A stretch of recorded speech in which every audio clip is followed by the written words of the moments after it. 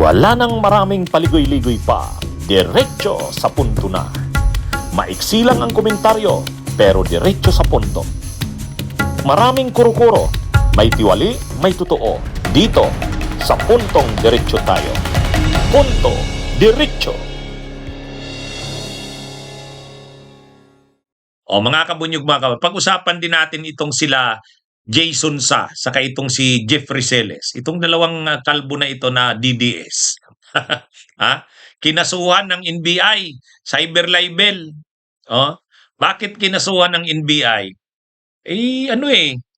Sila nagkalat sila nung mga pictures nung yung tungkol dun sa peking medical report ng St. Luke. Yung sa St. Luke's na yung sa St. Luke's na peking medical report, kinalat yun ng mga DDS eh. Halimbawa, yung vlogger na DDS na si Sir Jack Arguta. Oh, yun. May rin yun, pinapatawag din ng NBI. Pero itong dalawang ito, si Jeffrey Celes, saka itong si Jason Sa, nag-post sila, parang inaano nila na tungkol sa kalusugan o status ng health ng presidente. Nung kasing panahon na yon na si PBBM ay mayroong sakit, yung diverticulitis, yung diverticulitis na sakit sa tiyan, ay ilang araw siyang hindi nakita sa mga public events, tapos ginawa yun na paboritong topic ng mga DDS. Pinag-uusapan na nila, malala na ang sakit ng presidente, uupirahan na ito,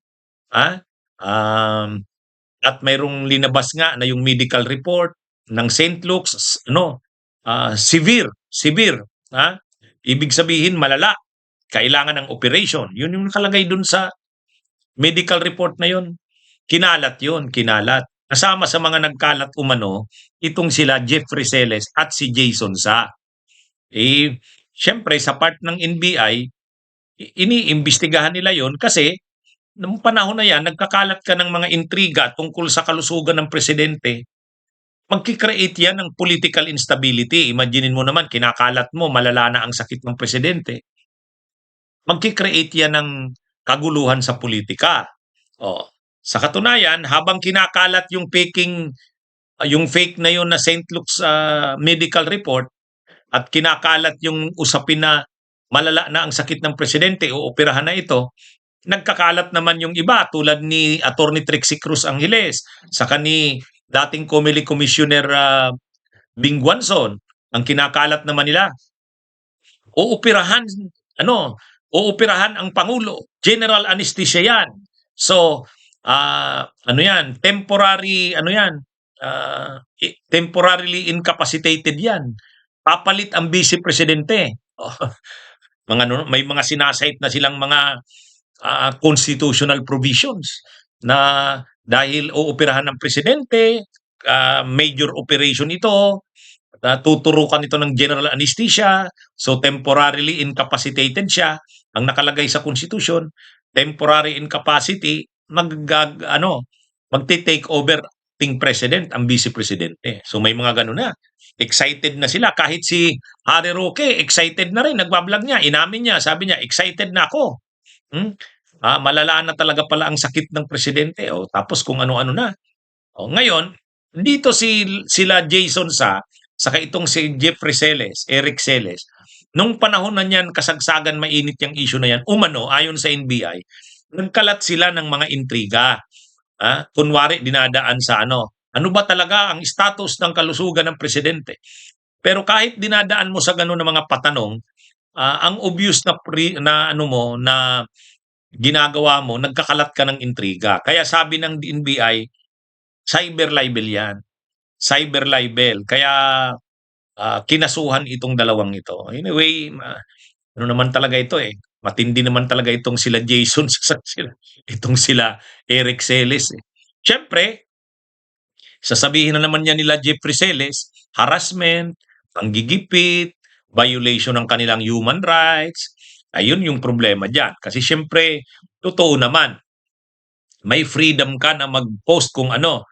Pero pagka ganyan na kasi, talagang ano yan, hindi palalampasin yan ng ano, hindi palalampasin yan ng NBI. Ako nga lang ito. Ako nga lang, nung kasagsagan ng issue ng budget, nung 2025 budget, nag-post ako, ha? Magkakaano daw, magkakasyatnan daw sa gobyerno pag hindi na ipasa ang budget. Ano nga yun yung post ko na yun, balita lang yun. Si PBBM naman ang nagsabi, pag hindi na ipasa ang budget, magkakaroon ng shutdown ng gobyerno. Kasi anong pangsweldo? Pero pinatawag ako ng NBI noong May 14. Alam ko pa yan, may pinadalhan ako ng subpoena. Kaya, hindi naman nila pwedeng sabihin na sila lang ang ginagawa niyan. Kung nga, hindi naman ako DDS. Pero pinadala na ako. Pero magpaliwanag ako. Sabi ko, anong ano yan? Anong mali doon sa post ko? Si PBBM naman ang nagsabi nun eh. Ginawa ko lang naman kinote ko lang naman yung sinabi niya. Pinakita ko yung sinabi sa dyaryo na sinabi ni PBBM. Ano yan? Ako kasi, nagbablog ako. Wala naman akong, hindi ko naman, nung tinapik ko yung budget ng 2020.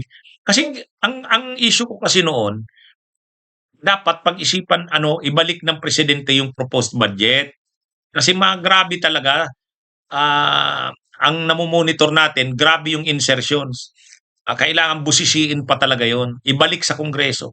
Ayusin nyo. O di ba tama tayo? Tama tayo. Grabe nga ang ng budget na yon, yung the worst budget in Philippine history, yung 2025 budget. Anyway, balik tayo dito kay Jason saka kay Jeffrey Celes.